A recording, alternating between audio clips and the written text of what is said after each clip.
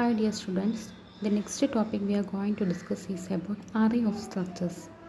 We already studied about what is a structure. എന്താണ് structure? It's a user defined data type. യൂസറായിട്ട് create ചെയ്യുന്ന data ടൈപ്പാണ്. That means നമുക്കതിന് എന്ത് name വേണമെങ്കിലും കൊടുക്കാം.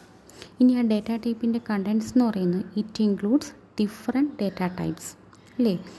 Different data types that means ഒരു സ്ട്രക്ചർ ഡേറ്റ ടൈപ്പിനകത്ത് തന്നെ നമുക്ക് ഒരു ഇൻറ്റിജർ വാല്യൂ സ്റ്റോർ ചെയ്യാം, ക്യാരക്ടർ വാല്യൂ സ്റ്റോർ ചെയ്യാം, ഫ്ലോട്ട് വാല്യൂ സ്റ്റോർ ചെയ്യാം, എന്ത് വാല്യൂസ് വേണമെങ്കിലും ഡിഫറെൻറ്റ് ടൈപ്സിലുള്ള ഡേറ്റ ടൈപ്സ് നമുക്കതിനകത്ത് സ്റ്റോർ ചെയ്യാം. ദെൻ അതിനെല്ലാം കൂടെ കമ്പൈൻ ചെയ്തിട്ട് നമ്മൾ ഒരു user defined new name provide ചെയ്യുന്നു. അതാണ് user defined data type. For example എന്താ നമ്മൾ ഓൾറെഡി ഡിസ്കസ് ചെയ്തതാണ്. സ്റ്റുഡൻറ്റ് എന്ന് പറഞ്ഞൊരു സ്ട്രക്ചർ ക്രിയേറ്റ് ചെയ്യുന്നു. ഇപ്പോൾ സ്റ്റുഡൻറ്റിൻ്റെ ഡീറ്റെയിൽസ് എന്ന് പറയുമ്പോൾ അയാളുടെ നെയിം സ്റ്റോർ ചെയ്യും.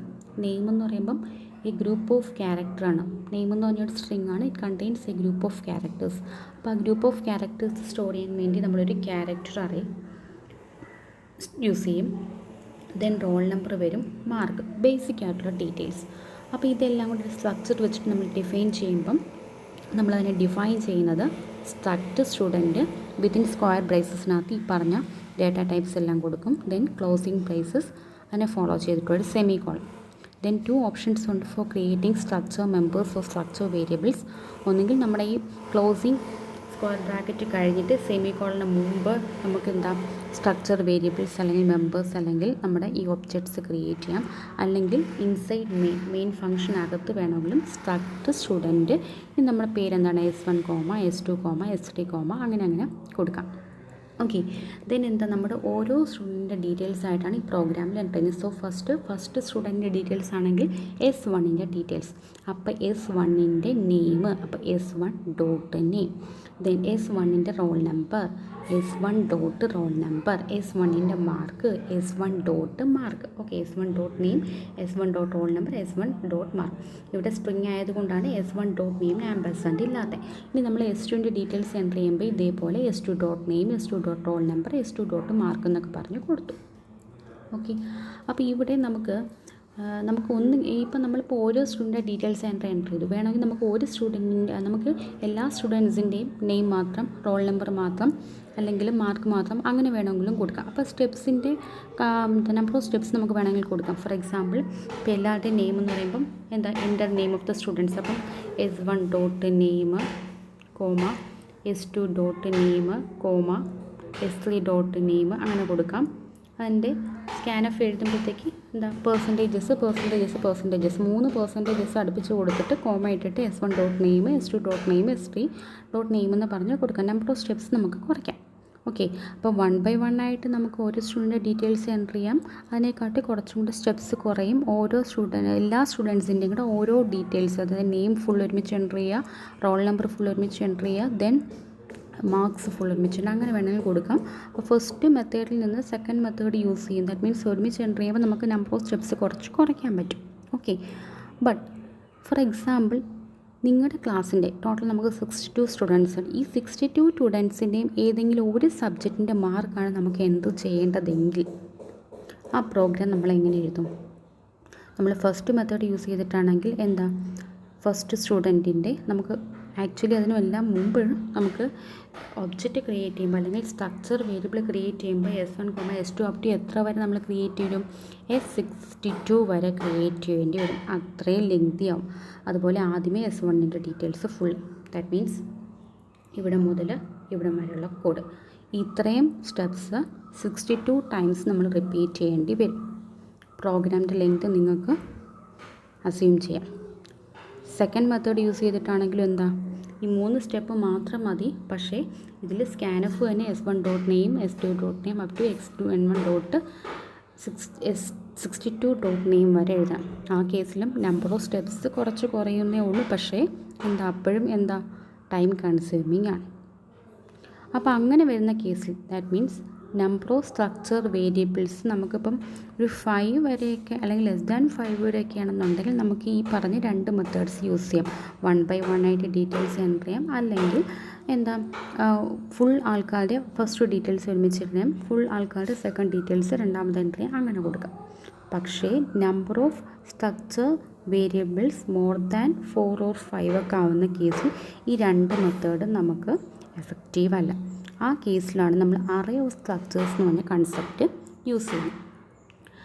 അറേ ഓഫ് സ്ട്രക്ചേഴ്സ് നമുക്ക് ജസ്റ്റ് ഒരു എക്സാമ്പിൾ വഴി മാത്രമേ എക്സ്പ്ലെയിൻ ചെയ്യാൻ പറ്റൂ. അപ്പോൾ ഫസ്റ്റ് ക്വസ്റ്റ്യൻ നോക്കുക. അപ്പോൾ ഇതിനകത്ത് വേർഡ്സ് എല്ലാം കൂടെ അടുപ്പിച്ച് എഴുതിയാക്കുന്നത് കൊണ്ട് ഞാൻ വായിക്കാം question. Declare a structure namely students to store the details like roll number, name, mark for C of a student. ഒരു സ്റ്റുഡൻറ്റിൻ്റെ റോൾ നമ്പർ, മാർക്ക്, നെയിം, ഈ ഡീറ്റെയിൽസ് നമ്മളൊരു സ്റ്റോർ ചെയ്യാൻ വേണ്ടി ഒരു സ്ട്രക്ചറിനെ നമ്മൾ ഡിക്ലെയർ ചെയ്യാം. Declare a structure to store the following details of a student. Details means name, roll number and C, mark for C. Then we have to write a C program to find the average mark obtained by the students in the class for the subject programming in C. Just mark ഈ സ്റ്റുഡൻറ്റിൻ്റെ എല്ലാം name, role നമ്പറും മാർക്കും enter ചെയ്യണം. Then ഈ മാർക്സിൻ്റെ എല്ലാം കൂടെ average കണ്ടുപിടിക്കണം. അപ്പോൾ ഈ മാർക്സിൻ്റെ എല്ലാം കൂടെ സം കണ്ടുപിടിച്ച് divided by total number of students using the field N array of structures to store the data required. അപ്പോൾ ഇവിടെ നമ്മൾ അറേ ആയിട്ട് വേണം യൂസ് ചെയ്യുന്നത്. എന്തിനാണ് നമ്മൾ അറേ ആയിട്ട് യൂസ് ചെയ്യുന്നത്? അപ്പോൾ നമ്മൾ നേരത്തെ പറഞ്ഞു നമുക്ക് ഇനിഷ്യലി എന്താ ഫസ്റ്റ് പ്രിൻ്റ് ഓഫ് സ്റ്റുഡൻറ്റിൻ്റെ നെയിമാണ് എൻ്റർ ചെയ്യേണ്ടത്. അപ്പോൾ നമ്മുടെ എന്താ സ്കാനഫിനകത്ത് percentages S1 dot name. Next ഇതേപോലെ എന്താ റോൾ നമ്പർ ആണെങ്കിൽ S1 dot roll number, then mark ആണെങ്കിൽ S1 ഡോട്ട് മാർക്ക്. അപ്പോൾ ഇതിനിടയ്ക്കെല്ലാം പ്രിൻ്റ് ഉണ്ട് കേട്ടോ. ഫസ്റ്റ് എൻ്റർ ദ നെയിം എന്ന് പറഞ്ഞ് S1 dot name, then enter the role number എന്ന് പറഞ്ഞ് S1 dot roll number, then enter the mark എന്ന് പറഞ്ഞിട്ട് S1 dot mark.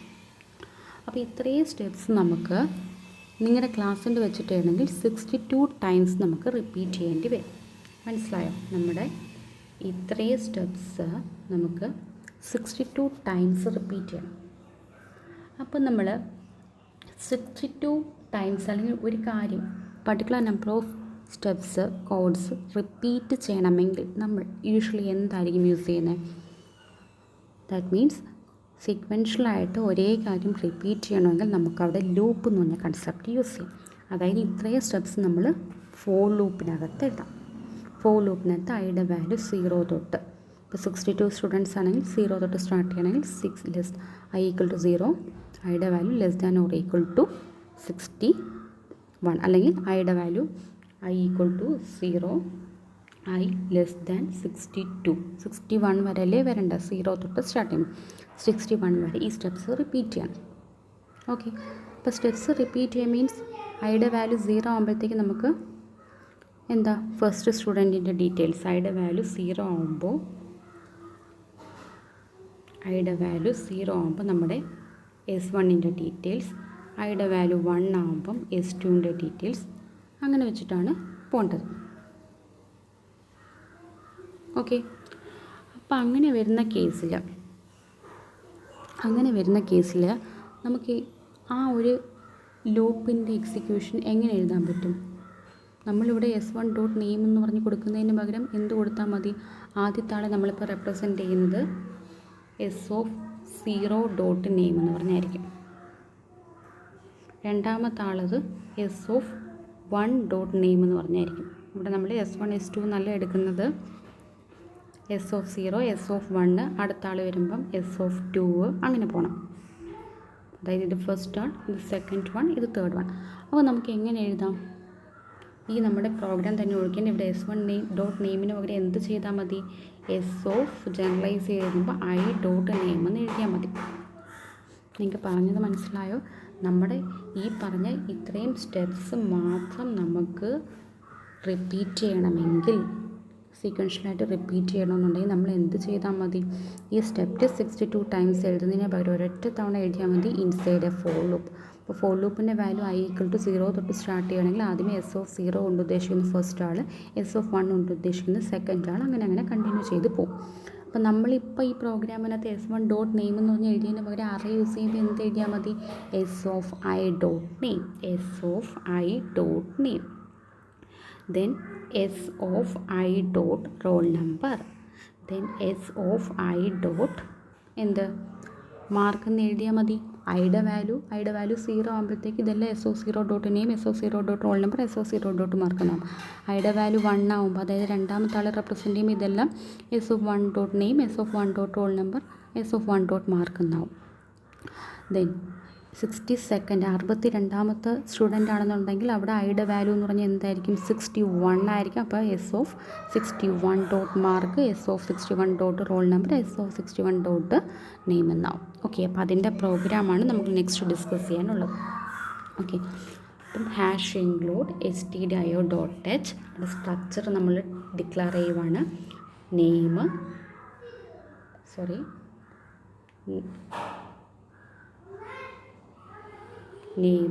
Roll number,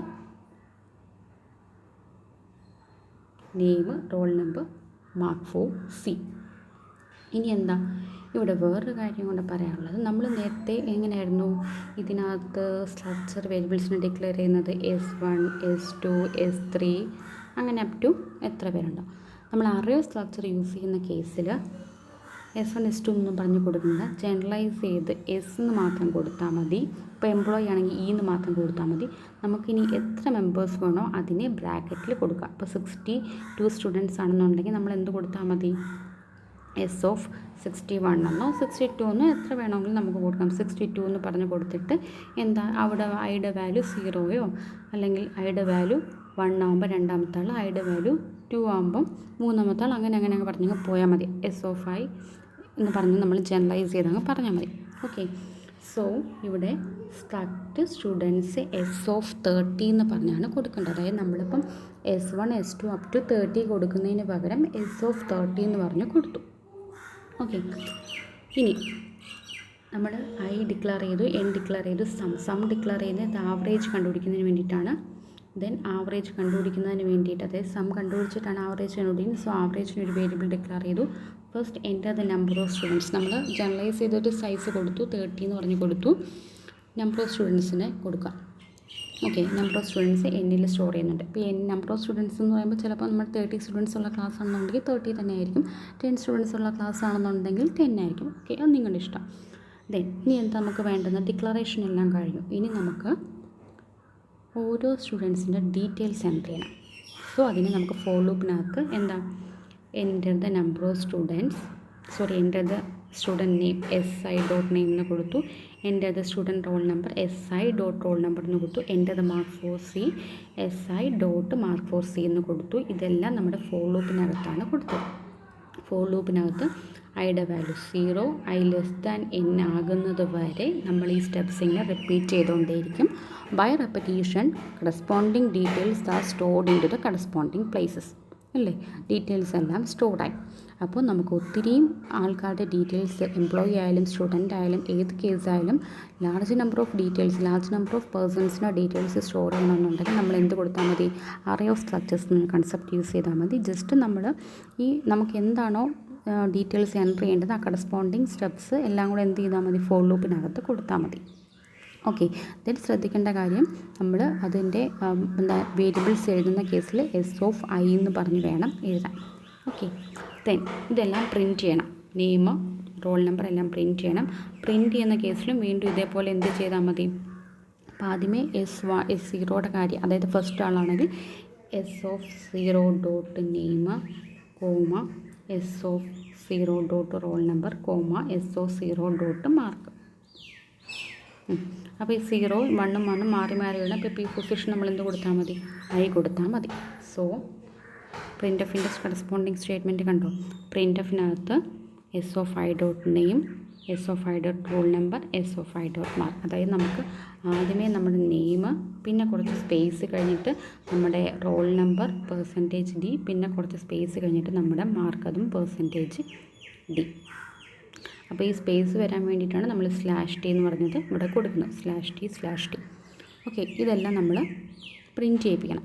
അപ്പോൾ ആ പ്രിൻറ്റ് ചെയ്ത് കഴിഞ്ഞിട്ട് നമുക്ക് എന്തും കൂടെ വേണം, നമ്മുടെ ആവറേജും കൂടെ വേണം. ആവറേജ് കണ്ടുപിടിക്കണമെങ്കിൽ എന്ത് വേണം, ഈ ഓരോരുത്തരുടെയും മാർക്കും കൂടെ നമ്മൾ ജസ്റ്റ് സം ചെയ്ത് പോകണം.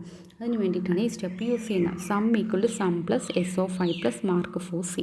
അതായത് ഓരോ ആൾക്കാരെയും പ്രിൻറ്റ് ചെയ്യുന്ന കൂട്ടത്തിൽ അവരുടെ മാർക്കും കൂടെ നമ്മൾ ആഡ് ചെയ്ത് പോകണം. ഫോർ എക്സാമ്പിൾ, പി എന്ന് പറഞ്ഞ ഒരാളുടെ അയാളുടെ റോൾ നമ്പർ 1 ആണ്, അയാളുടെ നമ്പർ 45 ആണ് മാർക്ക്. ഇനി ബി എന്ന് പറഞ്ഞ ഒരാൾ അയാളുടെ റോൾ നമ്പർ 2 ആണ്, അയാളുടെ മാർക്ക് 40 ആണെങ്കിൽ ആദ്യമേ 0യുടെ കൂടെ 45 ആഡ് ചെയ്യണം. ദെൻ ആ സമ്മിൻ്റെ കൂടെ 40 ആഡ് ചെയ്യണം. ഇനി നെക്സ്റ്റ് ആൾ സി ആണെങ്കിൽ സിയുടെ റോൾ നമ്പർ 3 മാർക്ക് 36. ഇപ്പം ഇതിൻ്റെ കൂടെ വീണ്ടും 36 ആഡ് ചെയ്ത് പോകണം. അതായത് ഇതിനെല്ലാം പ്രിൻറ്റ് ചെയ്യണം. പ്രിൻറ്റ് ചെയ്യുന്ന കൂട്ടത്തിൽ അതിൻ്റെ മാർക്സ് നമ്മൾ ആഡ് ചെയ്ത് പോകണം. അപ്പം നമുക്കൊരു സമ്മ് കിട്ടും. ഇനി എന്ത് ചെയ്താൽ മതി? ഈ സമ്മിനെ നമ്മൾ n കൊണ്ട് ഡിവൈഡ് ചെയ്യണം. ഇപ്പോൾ സം എന്ന് പറഞ്ഞ വാല്യൂവിനെ ടോട്ടൽ നമ്പർ ഓഫ് സ്റ്റുഡൻസ് കൊണ്ട് ഡിവൈഡ് ചെയ്യണം. ആ വാല്യൂവിനെ നമ്മൾ ഫ്ലോട്ടിലോട്ട് കൺവേർട്ട് ചെയ്യണം. For what? നമ്മളിവിടെ ആവറേജിനെ ഫ്ലോട്ടിലാണ് ഡിസ്ക്രൈബ് ചെയ്തത്. കാരണം നമുക്ക് ആവറേജ് വാല്യൂ കിട്ടുമ്പോൾ ഡെസിമൽ പോയിൻറ്റ്സ് ഇട്ടായിരിക്കും ചെയ്യുന്നത്. അപ്പോൾ നമുക്ക് കിട്ടുന്ന ഈ സം ബൈ എന്നിനെ നമ്മൾ ഫ്ലോട്ടിലോട്ട് കൺവേർട്ട് ചെയ്താലേ നമുക്ക് ഡെസിമൽ വാല്യൂ കിട്ടും. അതിനെ ആവറേജിലോട്ട് സ്റ്റോർ ചെയ്യുക. ദെൻ റെസ്പോണ്ടിങ് ആവറേജ് പ്രിൻറ്റ് ചെയ്യാം. അപ്പോൾ ഇതാണ് array of structuresനെ എക്സ്പ്ലെയിൻ ചെയ്യുന്ന പ്രോഗ്രാം. അപ്പോൾ ഇവിടെ ശ്രദ്ധിക്കേണ്ട കാര്യം എന്ന് പറയുന്നത് 2 കാര്യങ്ങളാണ്. നമ്മുടെ ആവശ്യമുള്ള സ്റ്റെപ്സ് എല്ലാം മാർക്സ് ഡീറ്റെയിൽസ് എൻ്റർ ചെയ്യാനുള്ള സ്റ്റെപ്സ് എല്ലാം ഒരു തവണ മാത്രം എഴുതിയാൽ മതി. അവിടെ എല്ലാം എസ് ഓഫ് ഐ എന്ന് പറഞ്ഞു വേണം എഴുതാം. S of I dot.